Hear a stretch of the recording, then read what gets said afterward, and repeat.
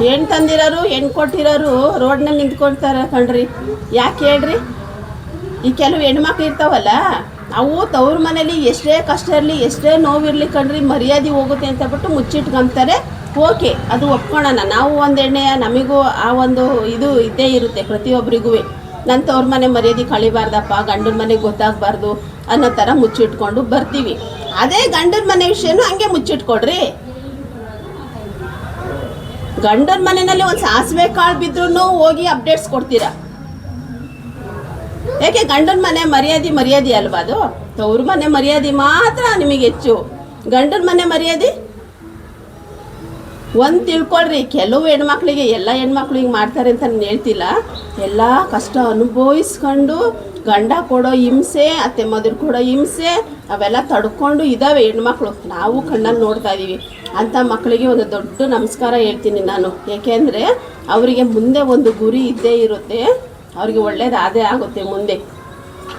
ಈ ಮ್ಯಾಟ್ರ್ ಏನಂದರೆ, ಇವಳು ಪ್ರತಿಯೊಂದು ವಿಚಾರನೂ ಅಲ್ಲಿ ಹೇಳ್ತಾಳೆ ಕಣ್ರಿ. ಇವಳೇ ಅಂತ ಅಲ್ಲ ಕಣ್ರಿ, ಎಷ್ಟೋ ನಡೆದಿದ್ದಾವೆ ಬಿಡಿ. ನಾವು ನೋಡ್ತಾ ಇರೋದೇ ಬೆಳಗ್ಗೆ ಸಾಯಂಕಾಲ ಟಿ ವಿಗಳಲ್ಲಿ ನೋಡ್ತಾ ಇರೋದೇ ಅದು. ಮದುವೆ ಆಗಿರುತ್ತೆ, 2 ಮಕ್ಳು ಇರ್ತಾರೆ, 3 ಮಕ್ಳು ಇರ್ತಾರೆ. ಮೊನ್ನೆ ಒಂದು ನೋಡಿದೆ, 4 ಹೆಣ್ಮಕ್ಳು ಅವಳಿಗೆ. 4 ಹೆಣ್ಮಕ್ಳು ಕಣ್ರಿ, ಅವಳು ಬಿಟ್ಟು ಹೋಗಿದ್ದಾಳೆ ಇನ್ನೊಬ್ಬನ ಜೊತೆಯಲ್ಲಿ. ಇಂಥವೇ ನಡೀತಾ ಇರೋದು ಕಣ್ರಿ. ಯಾಕೆಂದರೆ ಕಟ್ಕೊಂಡಿರೋನು ಕುಂಟನೋ ಕುರುಡನೋ ಕುಡುಕನೋ ಕಿವುಡನೋ ಅವನ ಜೊತೆಲಿರೋ ಮರ್ಯಾದೆ ನಮಗೆ ಯಾರ ಜೊತೆ ಇದ್ರೂ ಸಿಗಲ್ಲ. ಈ ಹೆಣ್ಮಕ್ಳು ಏನು ಮಾಡ್ತವೆ ಅಂದರೆ, ಹೆಂಗೋ ಹಂಗಿರ್ತಾರೆ ಕಣ್ರಿ. ಅನ್ಯೋನ್ಯತೆಯಿಂದ ಕೊಟ್ಟಿರೋರು ತಂದಿರೋರು ಹೆಂಗೋ ಹಂಗಿರ್ತವೆ. ಹೋಗಿ ಉಳಿ ಹಿಂಡ್ಬಿಡ್ತವೆ. ಅವೇನು ತಿಳ್ಕೊಂಡು ಮಾಡ್ತಾವೋ ತಿಳಿದೇ ಮಾಡ್ತಾವೋ ಗೊತ್ತಿಲ್ಲ ಕಣ್ರಿ. ಮೊನ್ನೆ ಹಂಗೆ ನಡೆದಿರೋದು ಒಂದು ವಿಚಾರ. ಪೊಲೀಸು ಕಂಪ್ಲೇಂಟು ಎಲ್ಲ ಆಗೋಗಿದೆ. ಲಾಸ್ಟಲ್ಲಿ ಗೊತ್ತಾಗಿರೋದು ಅವಳಿಗೆ ಒಂದು ಅಫೇರ್ ಇತ್ತು ಅಂತ ಗೊತ್ತಾಗಿರೋದು. College friend. ಅದರಿಂದ ಇವಳು ಅವನಿಂದ ಆಚೆ ಬರಬೇಕು, ಅದಕ್ಕೆ ಇಷ್ಟೆಲ್ಲ ಸೀನ್ ಕ್ರಿಯೇಟ್ ಮಾಡೋದು ಅಂತ ಗೊತ್ತಾಯಿತು. ಅವಾಗ ಮಕ್ಕೂಗ್ದಿದ್ದ ಯಾರಿಗೆ? ಒಂದು ಮಗು ಇದೆ.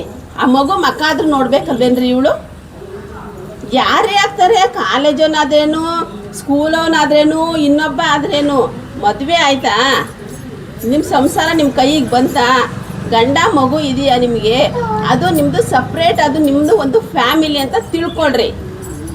ಅವ್ರ ಹತ್ರ ಚಾಟ್ ಮಾಡೋದು, ಅವ್ರ ಹತ್ರ ಸಂಪರ್ಕ ಇಟ್ಕೊಳೋದು, ಅವ್ರ ಹತ್ರ ಫೋನಲ್ಲಿ ಮಾತಾಡೋದು ಇವೆಲ್ಲ ಬಿಟ್ಟುಬಿಡ್ರಿ. ಇದು ಕೆಲವು ಹೆಣ್ಮಕ್ಳಿಗೆ ಅನ್ವಯಿಸ್ದಿ ಅಂತ ನಾನು ಹೇಳ್ತಾ ಇರೋದು. ಅನ್ವಯಿಸೋದೇನಿಲ್ಲ ಕಣ್ರಿ. ಈಗ ಜನರಲ್ಲಾಗಿ ನಡೀತಾ ಇರೋದೇ ಇದು 90% ನಡೀತಾ ಇದೆ.